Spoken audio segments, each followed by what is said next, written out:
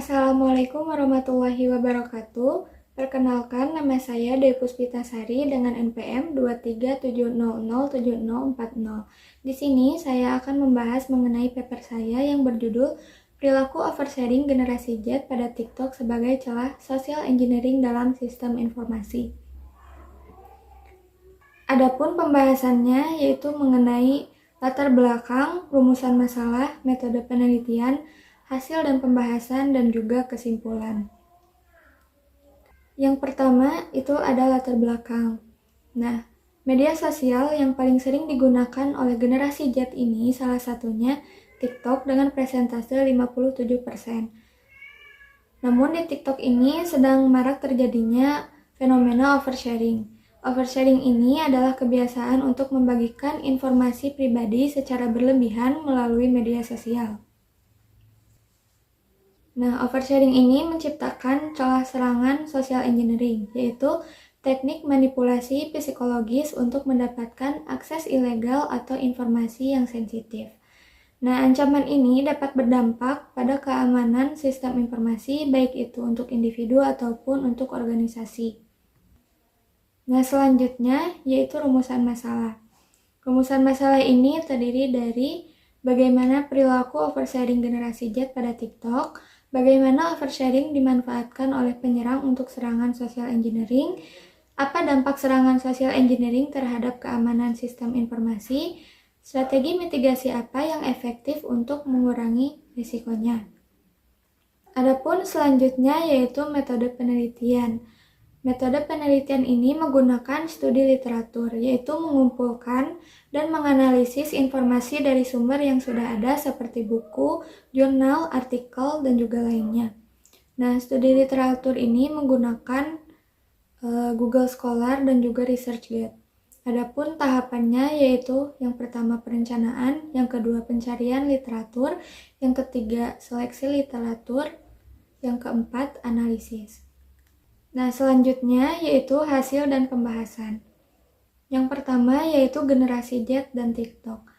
Nah, generasi Z ini adalah generasi yang lahir antara 1995 sampai 2012 yang dimana dikenal dengan generasi internet karena kegiatan sehari-hari mereka mulai dari akademis, kegiatan sosial, berbelanja, dan juga lainnya itu menggunakan internet. Nah, sebagian besar waktu generasi Z ini dihabiskan untuk menggunakan media sosial seperti TikTok. Nah, TikTok ini adalah media sosial berbasis video pendek yang menjadi media untuk berekspresi diri, menuangkan kreativitas, dan berinteraksi sosial dengan jutaan orang di dunia. Nah, selanjutnya ada perilaku oversharing generasi Z di TikTok. Ada faktor pendorong oversharing. Yang pertama itu ada validasi sosial. Nah, Gen Z ini mencari validasi melalui likes, komentar, dan juga followers di TikTok. Dan menurut mereka, TikTok ini menjadi platform yang aman untuk mengekspresikan diri tanpa penilaian. Yang kedua yaitu kebutuhan pengakuan dan diterima. Mereka ini ingin untuk dikenal, diterima, dan merasa dekat dengan orang lain, sehingga mereka cenderung membangun ikatan emosional melalui informasi pribadi. Yang ketiga yaitu penetrasi sosial, di mana pengungkapan diri ini terjadi lebih cepat di TikTok karena algoritma TikTok sendiri yang mendorong keterlibatan pengguna. Yang keempat yaitu FOMO. Gen Z ini takut ketinggalan tren atau viral sehingga mereka lebih memprioritaskan oversharing daripada privasi. Selanjutnya yaitu social engineering. Nah, social engineering ini adalah serangan yang memanfaatkan kelemahan manusia melalui interaksi sosial untuk membobol sistem keamanan. Nah, teknik ini mencakup penggunaan pengaruh, tipu daya, dan manipulasi psikologis untuk membuat korban membocorkan informasi rahasia. Nah, cara kerjanya ini dengan memanfaatkan sifat manusia seperti kepercayaan, perasaan, dan juga pola perilaku. Adapun beberapa jenis social engineering. Yang pertama itu ada phishing, di mana penyerang ini dapat menggunakan informasi pribadi dari oversharing ini untuk mengirim pesan atau email palsu yang terlihat meyakinkan dan memancing korban untuk mengklik link yang berbahaya. Dan yang kedua ada spear phishing, di mana serangan ini ditujukan untuk individu tertentu dengan memanfaatkan data pribadi dari TikTok untuk menciptakan pesan yang sangat personal. Dan yang ketiga ada impersonation atau business email compromise, di mana penyerang ini menyamar sebagai orang yang dikenal oleh korban berdasarkan informasi dari oversharing untuk mendapatkan kepercayaan dan mencuri data sensitif. Selanjutnya yaitu keamanan sistem informasi. Keamanan sistem informasi ini adalah upaya untuk melindungi informasi dan sistem dari akses yang tidak sah, penggunaan, penyebaran, gangguan, perubahan, atau penghancuran yang tidak diinginkan. Tujuannya ini adalah untuk menjaga kerahasiaan, integritas, dan ketersediaan data atau CIA Triad. Nah, yang pertama ini ada confidentiality atau kerahasiaan, di mana memastikan data hanya dapat diakses oleh pihak yang berwenang. Dan yang kedua yaitu integrity atau integritas, yaitu memastikan data tidak dapat diubah tanpa izin. Dan yang ketiga ada availability, yaitu ketersediaan, yaitu memastikan data dapat diakses saat dibutuhkan. Selanjutnya yaitu social engineering akibat oversharing. Adapun beberapa jenis informasi yang sering dibagikan oleh pengguna TikTok.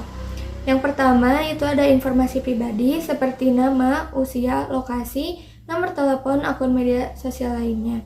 Dan yang kedua itu ada hubungan sosial seperti pasangan, keluarga, dan juga teman. Yang ketiga ada informasi gaya hidup mencakup hewan peliharaan, hobi, fashion. Dan yang keempat ada opini dan kepercayaan yang meliputi suatu pandangan terhadap politik ataupun budaya yang populer. Dan yang kelima itu ada rutinitas sehari-hari seperti aktivitas harian, kondisi emosional, dan juga kesehatan mental. Adapun contoh oversharing di TikTok, salah satunya seperti ini.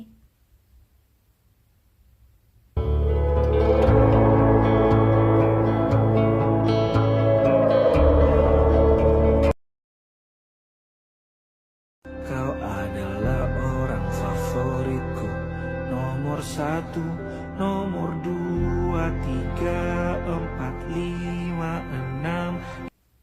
Selanjutnya itu ada jejak digital sebagai ancaman. Nah, oversharing di TikTok ini berkontribusi kepada pembentukan jejak digital yang permanen.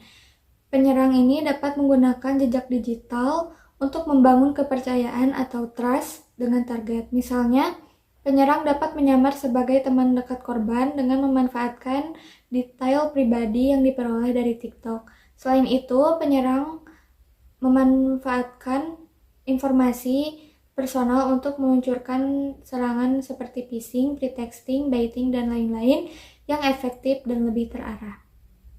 Selanjutnya ada dampak social engineering terhadap keamanan sistem informasi. Yang pertama terhadap kerahasiaan atau confidentiality.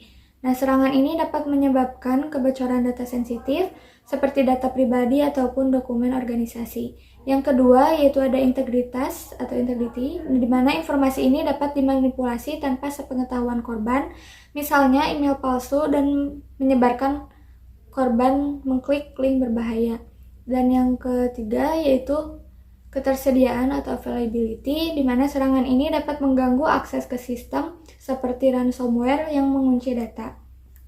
Selanjutnya ada juga kerugian finansial, di mana 30% perusahaan besar melaporkan biaya per insiden mencapai lebih dari 100.000 US dollar dan rata-rata kerugian tahunan melebihi 1,4 juta US dollar.